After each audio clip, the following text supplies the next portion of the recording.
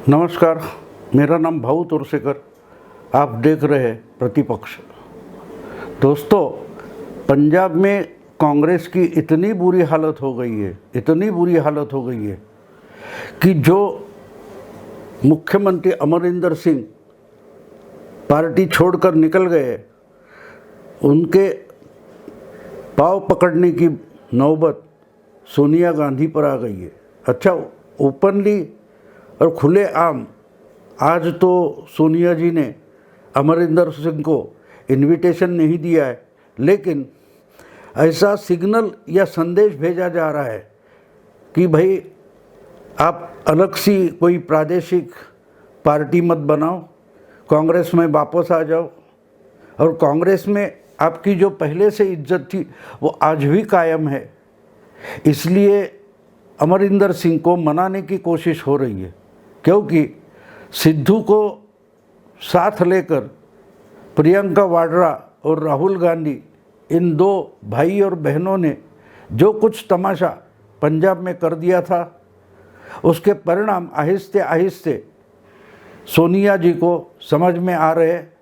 और लेकिन देर तो बहुत हो चुकी है, क्योंकि अमरिंदर सिंह ने तो अभी तय कर लिया है कि वो तो कांग्रेस में नहीं रहेंगे, और कांग्रेस में रहेंगे या नहीं रहेंगे इससे कोई मतलब नहीं। उनको पंजाब में कांग्रेस को परास्त करना है, पराजित करना है। उन्होंने तो ये बात तय कर ली है। और इसलिए सोनिया जी ने उनसे क्या बोलते हैं उसको, सुलह करने का निर्णय किया है। लेकिन गांधी परिवार की एक बात तो हम सब जानते हैं कि वो किसके सामने हाथ नहीं जोड़ते। अपने दलाल या पिट्टू फिल्ले होते हैं उनको आगे कर देते हैं कि जिसके सामने हाथ जोड़ने हैं उसको ये खुद के घर में बुलाए, अपने साथ बुलाए और फिर उससे सुलह कर ले। तो इसी तरीके की कोशिश सोनिया गांधी अपने साथियों को आगे बढ़ाकर करना चाहती है।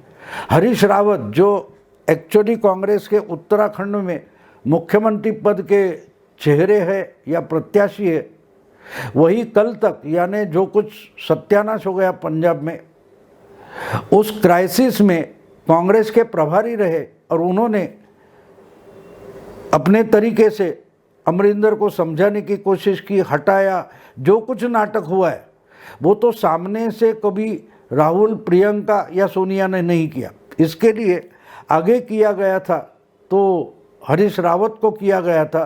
और वही हरीश रावत अचानक अब अमरिंदर से सुलह करने की बात आगे लेकर आए कि अभी भी अमरिंदर सिंह की इज्जत कांग्रेस में उतनी ही है और सोनिया जी अमरिंदर को उतना ही मानती है, तो अमरिंदर को सोनिया जी से मिलना चाहिए। ऐसी बातें अचानक एक महीने के बाद हरीश रावत करते हैं।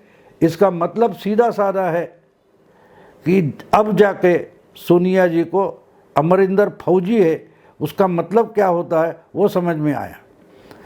अगर फौजी खुद के लिए या जीत के लिए नहीं लड़ पाता तो वो कुछ ना कुछ गड़बड़ कर देता है।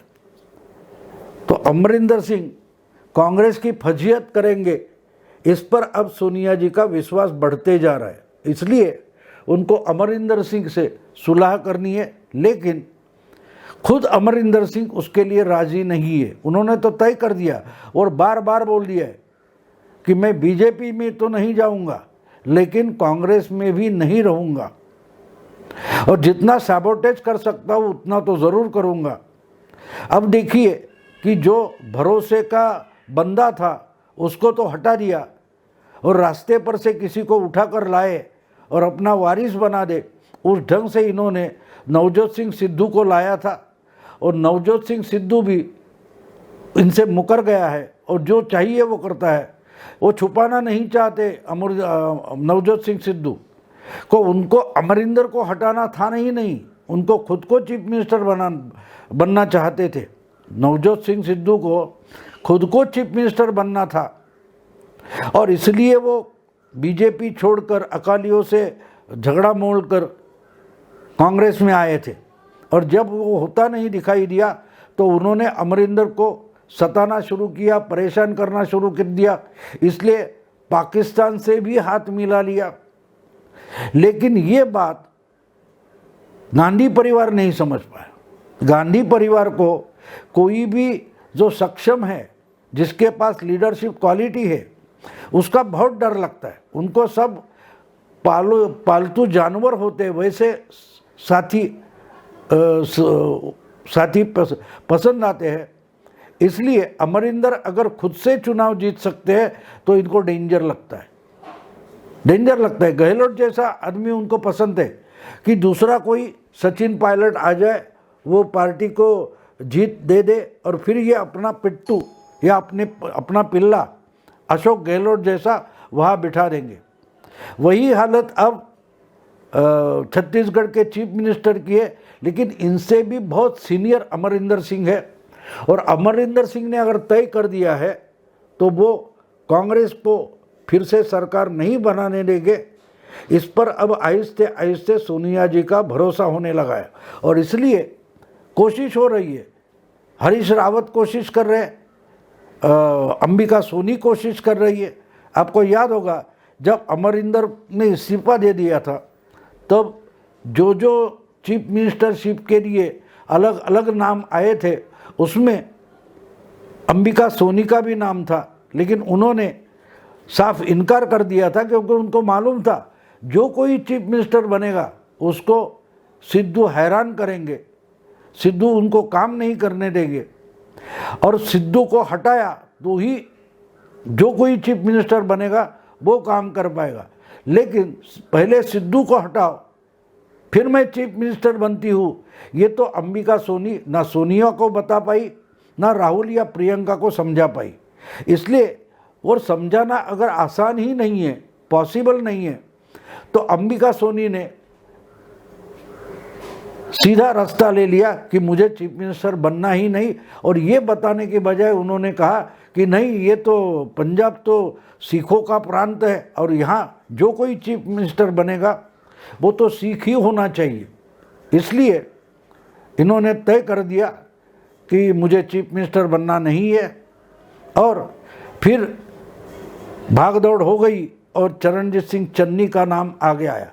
लेकिन कोई भी आगे आकर नहीं बोल पाया कि भाई चीफ मिनिस्टर नवजोत सिंह सिद्धू को बनाओ, और यही तो सिद्धू का दुखड़ा है। सिद्धू को लगता था, अब देखिए कैसे ये जो फ्रंट होती है, गठबंधन होता है, वो कैसे बनता है। ये कांग्रेस के अंतर्गत गठबंधन था जो अमरिंदर सिंह के खिलाफ था। तो गांधी परिवार जो था उनको अमरिंदर को हटाना था, और इन्हें लगा कि इसमें हमको सिद्धू की मदद हो सकती है, और इनको भी ऐसा लग रहा था कि सिद्धू का भी यही टारगेट है कि अमरिंदर सिंह हटाओ। लेकिन वास्तव में अमरिंदर को हटाना ये नवजोत सिंह सिद्धू का टारगेट नहीं था। उनकी महत्वाकांक्षा खुद चीफ मिनिस्टर बनने की थी।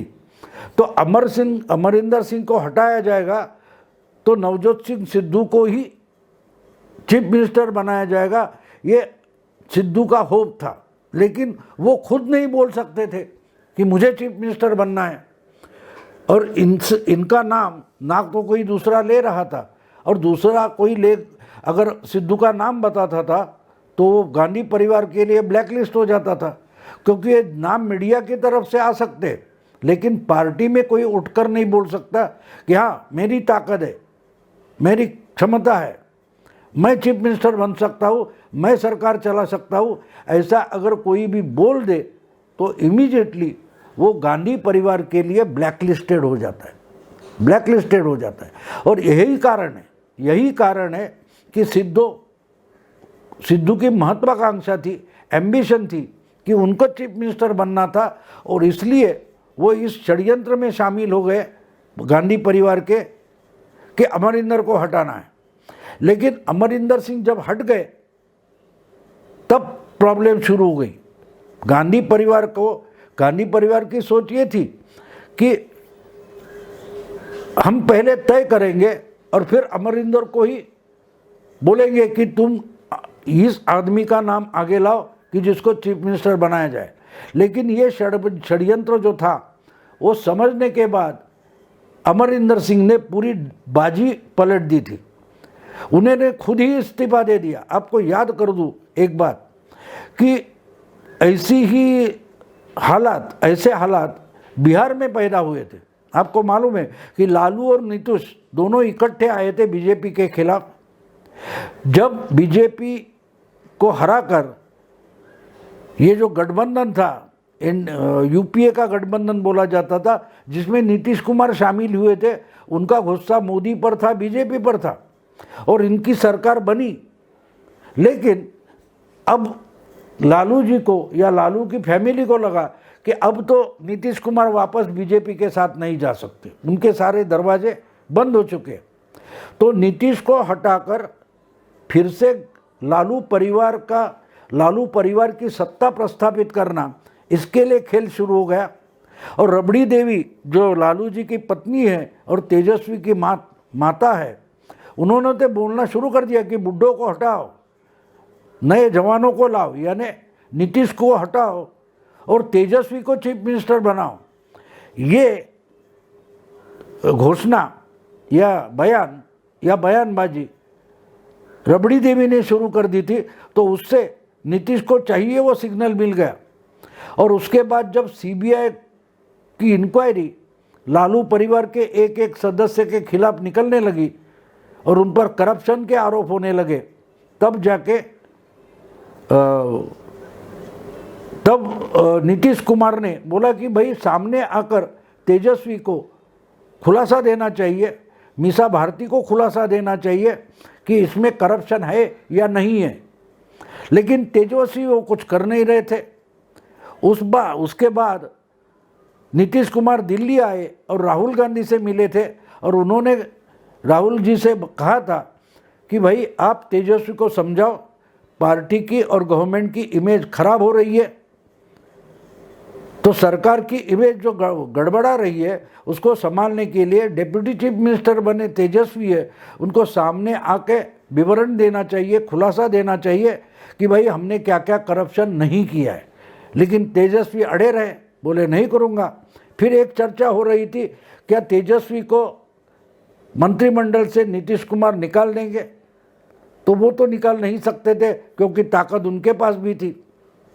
तो उस वक्त मैंने एक प्रेडिक्ट किया था, मैंने एक भविष्यवाणी की थी कि तेजस्वी को नीतीश कुमार पार्टी से बाहर नहीं, सरकार से बाहर नहीं करेंगे, वो सरकार ही बर्खास्त कर देंगे। क्योंकि अगर नीतीश कुमार खुद ही इस्तीफा दे देते हैं तो वो मंत्रिमंडल बर्खास्त हो जाता है, सरकार बर्खास्त हो जाती है और शायद उसके बाद बीजेपी और नीतीश कुमार फिर से इकट्ठा हो जाए। और बिल्कुल वैसा ही हो गया। नीतीश कुमार ने इस्तीफा दे दिया और 12 घंटे में बीजेपी के साथ नई सरकार बना दी थी, ये आपको याद होगा।